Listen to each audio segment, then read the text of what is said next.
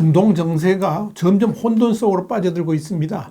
이란의 군사 조직인 혁명수비대가 이라크 내 이스라엘의 첩보 기반 시설을 공격했다라고 주장했지만 나중에는 IS를 공격했다고 말을 바꾼 데 이어서 정작 공격을 당한 이라크가 주권 침해라면서 강력하게 반발하고 나서고 있기 때문에 그런 겁니다. 이란의 대착각이 불러온 혼돈 상황을 와이타임스가 추적해 봤습니다. 지금 시작합니다.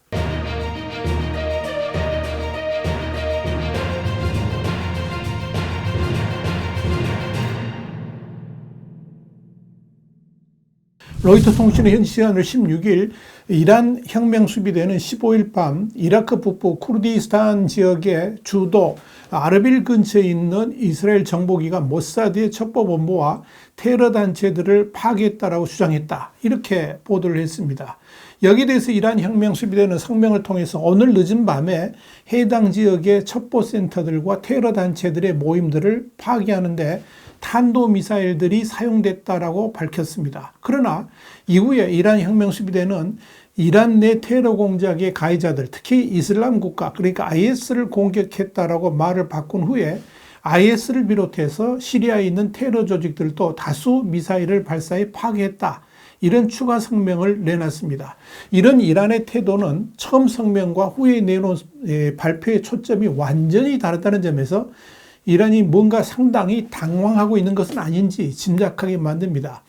처음 발표는 분명히 이라크에 있는 이스라엘 모사드 첩보본부 등을 파괴했다라고 했지만 나중 발표된 내용에는 그런 부분은 사라지고 뜬금없이 IS를 거론하고 있기 때문입니다.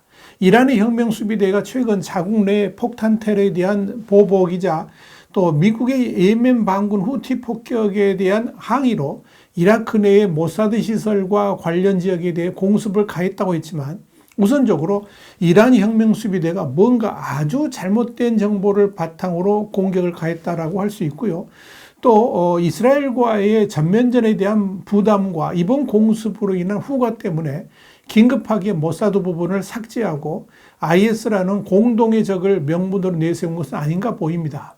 이날 이란의 공격으로 반자치지역인 쿠르디스탄 지역에서 활동하는 현지 유력 인사를 비롯한 다수의 사상자가 나온 것으로 전해집니다. 로이터 통신은 안보 소식통들을 인용해서 아르빌 동북쪽으로 약 40km 정도 떨어진 쿠르디스탄 지역에서 폭발음이 들렸다 그러면서 쿠르드족 고위 안보관리의 자택과 쿠르드족 첩보센터에 로켓이 한 발씩 떨어졌다. 이렇게 전했습니다. 또한 쿠르드족 사업가 자택도 3발을 맞고 파괴돼서 해당 사업가가 숨졌다라고 덧붙였습니다.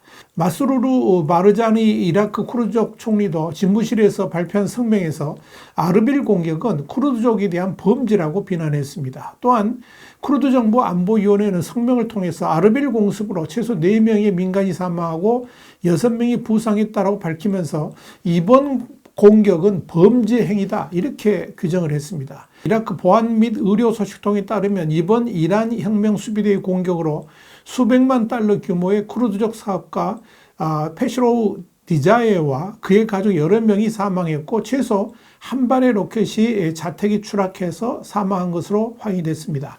집권 바르자니 가문과 가까운 사이였던 디자예는 쿠르드 지역에서 주요 부동산 프로젝트를 주도하는 사업체를 소유하고 있었습니다. 또한 로켓 한 발이 쿠르드족 고위 정보관리 집과 쿠르드족 정보센터에 떨어졌고 아르빌 공항의 항공 운항이 일시적으로 중단되었다라고 보안 소식통은 말했습니다. 이란 혁명수비대의 공격을 받은 곳은 이란과 국경을 맞댄 지역으로 아르빌에서 약 40km 떨어져 있습니다. 이곳은 또 이라크 내 미국 영사관, 민간인 거주지, 아르빌 국제공항과도 가까운 곳으로 알려졌습니다. 미국 국무부는 아르빌 지역 공격과 관련해서 이번 이란의 공격으로 미국 시설에 피해가 없고 미국인 사상자도 없다라고 로이터 통신에 밝혔습니다. 매튜 밀러 대변인은 이어서 우리는 이란의 무모한 미사일 공격에 반대한다면서 미국은 이라크 국민의 열망을 충족시키려는 이라크 정부와 쿠르드 자치정부의 노력을 지지한다 이렇게 덧붙였습니다. 이와 관련해서 백악관 국가안보회의의 에이드라인 왓슨 대변인은 미국은 이라크 북부로 발사된 미사일을 추적했으며 어떠한 미국 시설들을 표적으로 하지 않은 것이 확인됐다 그러면서 우리는 지금의 상황을 계속 평가할 것이지만 이란의 이번 행동은 매우 무모했으며 공격 또한 매우 부정확했다라고 밝혔습니다. 왓슨 대변인은 그러면서 미국은 이라크의 주권과 독립, 영토 보존을 지지한다라고 덧붙였습니다. 그런데 이란 혁명수비대의 공격에 대해서 이라크는 현지 시간으로 16일 이란 혁명수비대가 이스라엘 첩보 기반 시설을 목표로 삼는다면서 이라크 영토를 공습했다 그랬습니다. 그러면서 이에 대해서 강력하게 항의한다 이렇게 밝혔습니다.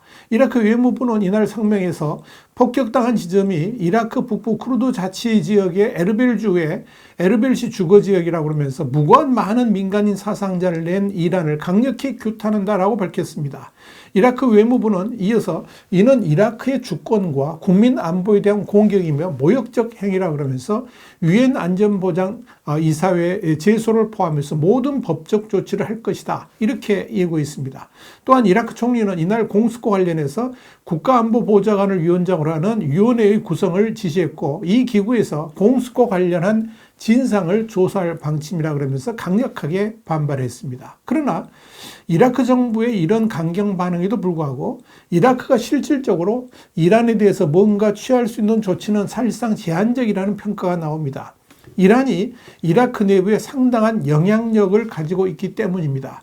실제로 이라크는 튀르키예가 쿠르드족 분리주의 조직 쿠르드 노동자당 공격을 명목으로 자국 북부를 수시로 폭격을 하지만 구두 경고 외에 별다른 대응을 하지 못하고 있다는 점도 이런 전망을 하게 만듭니다. 일단 이란이 처음에는 이스라엘의 모사드 기관을 폭격했다고 주장했다가 나중에 이라크 내 IS 시설들을 공격했다고 말을 바꿨다는 것은 사실 여러 의미를 던져줍니다.